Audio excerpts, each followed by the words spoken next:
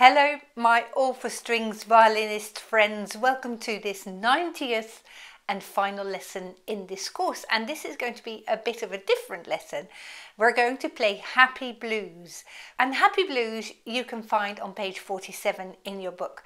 We're skipping a couple of exercises now because they are extension work and you should be able to tackle those by yourself. So go and have a go and play the exercises that we have not yet covered on page 45 and 46, and I think you'll manage perfectly fine.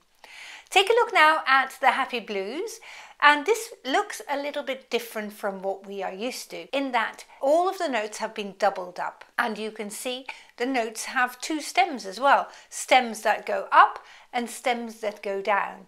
And this is two violin parts put together in one song. So when you play this, you're going to be playing either the notes that are written at the top and all of those notes have their stems up, or on a different playing you might play all those notes that have their stems down and they are at the bottom of your notes. And I'm going to play this for you in double stops, so I'm going to play all of the notes together and you may then decide whether you join in playing the top notes or join in playing the bottom notes. Now first of all we've got to think about this piece. It is a blues. And when it's a blues, we sometimes add a swing rhythm.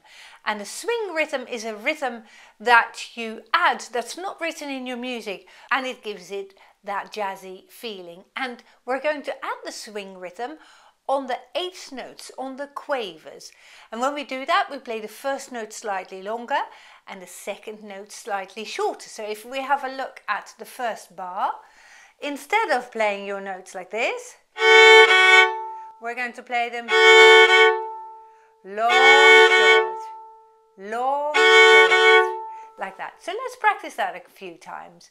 Pick either the A or the F sharp. 3, 4, 3, 4,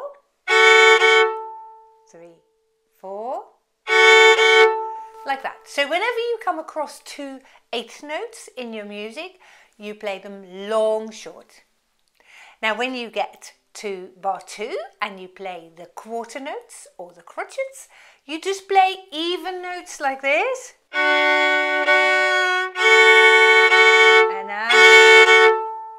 okay, so this, you can already feel it, this is becoming much more of a jazzy piece. Now we've got 4 beats in a bar, so I always want you to apply your knowledge about counting music, and this is why this is such a gorgeous piece at the end of a whole method where you can apply all the skills that you've learned in the whole of this series. Now before we can play this piece properly, we also have to think how to read it, and here in the red box at the top it tells you all about da capo al coda. Da capo means from the beginning, al coda means to the end, and the coda is where the end is, and that's here. So you start from the beginning and you play all along here and you play all along here. Now here is this sort of crossed through circle. Just bear this in mind. You don't need to do anything with that just yet. We'll come to that in a moment, but just bear in mind where it is, and then you play along and then you play all the way until you hit this section here, bar 36, where it says DC al coda, da capo al coda. That means from the beginning, da capo, to the coda. And this is that sign that we marked earlier on. So then you play up to here. Now from here, make a cut and you go to the coda and you play this. And this is the end of your piece. Coda means tail. This is the tail end of your piece. Now there is some more interesting stuff in your music here. Here at the top it says div, and div means division. So divide your parts, and that is what I just indicated. You either play the two notes with the stems up, so the two A's, or on a different playing you play the F sharps that have their stems down. And once you have opted for one method of playing, either the top or the bottom note, you keep on going. Now here these two D's are overlaid, so both top and bottom parts play the same D. Follow the notes that have their stems up, D, D, F sharp, A, And here is where you apply that swing rhythm again. So let's give this a go. I'll count us in for 4. 1, 2, 3, 4. 2, 3, 4.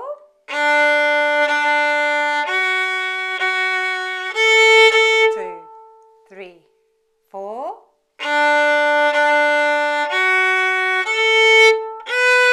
2, 3, 4.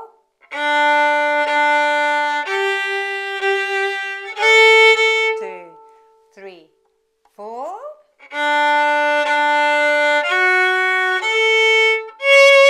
2, 3, 4.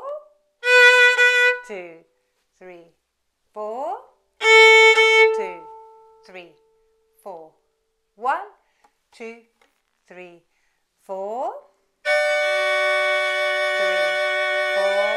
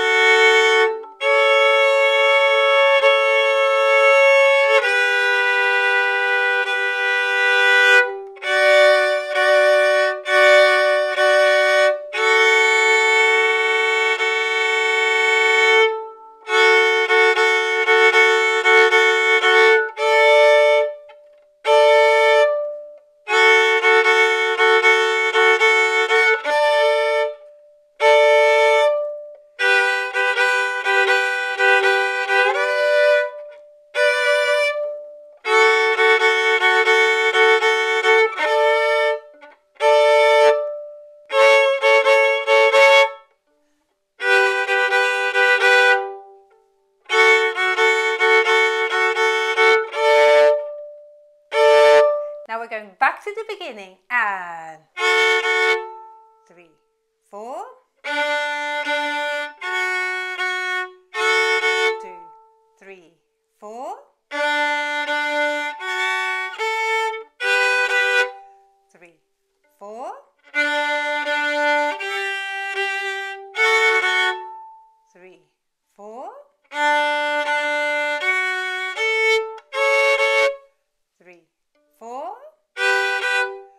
3, 4. 3, 4.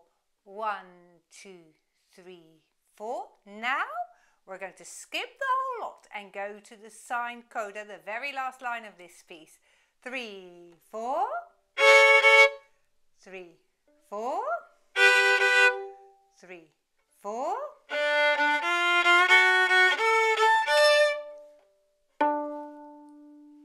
And I think this is just a lovely song to be playing as a final piece in this course. Well done for having come so far. I mean, you've given it your best shot. This is your 90th lesson, so all credit to you for following this course right until the end. And you've made outstanding progress from not being able to play at all maybe to this level of playing where you can play some jazzy music. So really, really well done. We'll play this one more time for an end of this video, and we're going to see if we can hit more notes than the previous time. So if you have played the top line in the previous playing, have a go at the bottom line this time. This time I'm not going to count out loud and I'm not going to tell you where to go. So we're playing it all the way through from the beginning to the end. Are you ready? Make this your best go. 1, 2, 3, 4. 3, 4.